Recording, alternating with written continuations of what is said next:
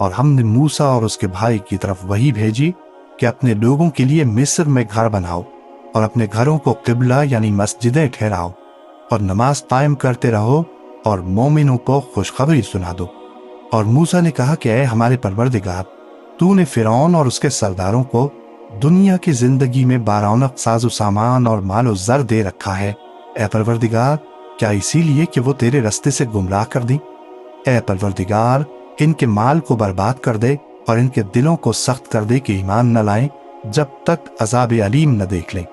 اللہ نے فرمایا کہ تمہاری دعا قبول کر لی گئی تو تم ثابت قدم رہنا اور بے عقلوں کے راستے پر نہ چلنا۔ اور ہم نے بنی اسرائیل کو سمندر سے پار کروایا تو فرعون اور اس کے لشکر نے سرکشی اور زیادتی کرتے ہوئے ان کا تعاقب کیا، یہاں تک کہ جب اس کو غرق کرنے والے عذاب نے آ پکڑا تو کہنے لگا میں ایمان لایا کہ جس اللہ پر بنی اسرائیل ایمان لائے ہیں اس کے سوا کوئی معبود نہیں اور میں فرما برداروں میں ہوں۔ جواب ملا کہ اب ایمان لاتا ہے